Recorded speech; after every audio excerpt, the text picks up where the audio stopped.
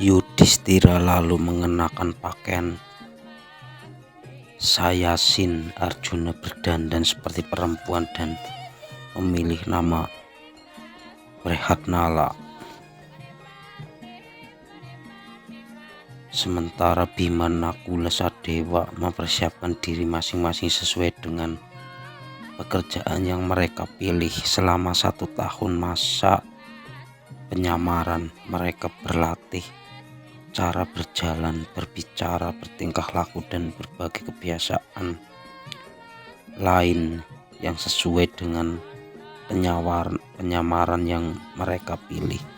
Setelah dirasa cukup mempersiapkan diri, mereka memasuki negeri Wirata dengan penuh keyakinan. Pandawa berpencar berusaha melamar pekerjaan sendiri-sendiri, tetapi alangkah sulitnya mendapat pekerjaan.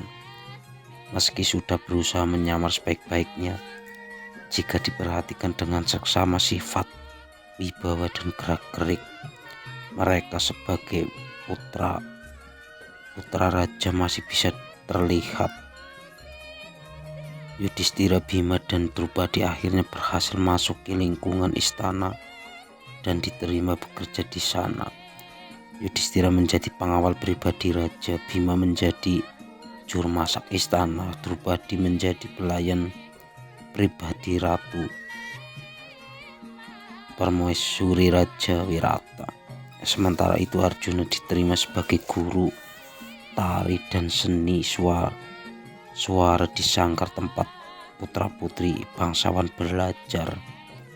Sadewa menemui pengawas gembala yang bertugas mengawasi ribuan ternak raja. Setelah diuji, Sadewa diterima menjadi pembantunya. Pengawas gembala itu senang karena Sadewa rajin, cekatan, dan cepat menguasai pekerjaannya. Nakula menemui Panglima prajurit berkuda dan diterima sebagai tukang kuda. Kedudukan Panglima tertinggi negeri Wirata dipegang oleh Kicaka yang gagah perkasa. Ia adik ratu dari Wirata. Di tangannya terletak keamanan Raja Wirata dan pertahanan negeri Wirata. Sehari-hari ia sangat berkuasa, begitu berkuasanya dia hingga rakyat berpendapat bahwa penguasa negeri itu sesungguhnya adalah Kicaka, bukan Prabu Wirata. Setelah beberapa bulan, Sairandri bekerja melayani Ratu Sudesa. Panglima Kicaka tampak sering muncul di istana tanpa diketahui Sairandri. Diam-diam Panglima itu tertarik melihat kecantikan pelayan kakaknya. Penyamaran Drupadi. Lama-kelamaan Sairandri tahu bahwa Kicaka menyukai dirinya. Ia berusaha untuk tidak memberi kesempatan, tetapi Panglima tampan itu sudah jatuh cinta kepadanya dan tak dapat menyembunyikan perasaannya. Ia sering mencari-cari alasan untuk menemui Ratu Wirata agar bisa bertemu dengan Sairandri. Kicaka lupa sebagai Maha Senopati negeri Wirata, ia tak pantas menjalin cinta dengan seorang pelayan. Sairandri takut dan malu, tak berani mengatakan hal itu kepada Ratu Wirata atau kepada pelayan lain. Ia sadar siapa dirinya dan bagaimana keadaannya sekarang. Tetapi Kicaka terus berusaha menemui dan merayunya, meskipun Sairandri selalu menghindar, menjauhi, dan menolaknya. Untuk mengelabui, Sairandri berkata kepada Kicaka bahwa dia sudah bersuami dan suaminya raksasa yang sakti dan perkasa. Ia takut suaminya yang sakti itu secara gaib akan membunuh siapapun yang berani mengganggunya. Tetapi Kicaka tidak peduli. Tingkah laku Kicaka yang semakin kurang ajar membuat Sairandri terpaksa mengadukan kepada Ratu Wirata dan memohon pertolongannya.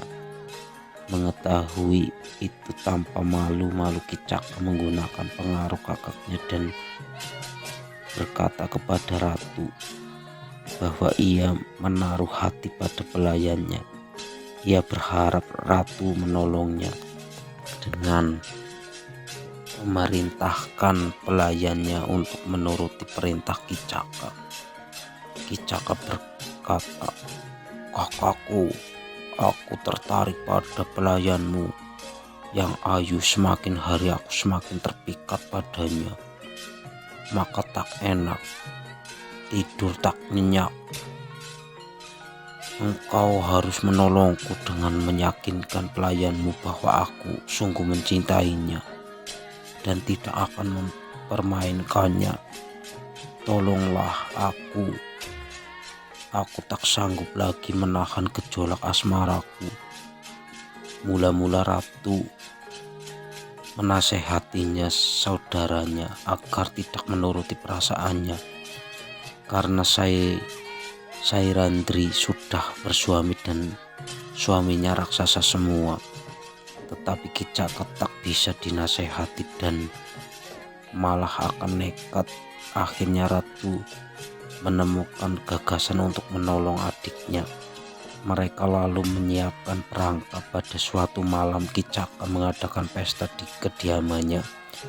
Berbagai makanan hangat dan minuman keras disediakan untuk tamu-tamunya. Ratu menyuruh Sairandri mengantar kendi emas berisi minuman istimewa ke kamar Kicaka. Mula-mula Sairandri menolak dengan alasan malu dan takut. Sampai di kamar Kicaka, rupanya panglima itu sudah siap menjebaknya. Ia meminta Sairandri menginap di rumahnya. Dengan kesal Sairandri berkata, Mengapa panglima yang bangsawan menghiraukan aku, pelayan keturunan kasta terendah?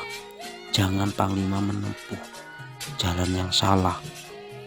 Mengapa panglima menghendaki perempuan yang sudah kawin seperti aku? Suamiku raksasa.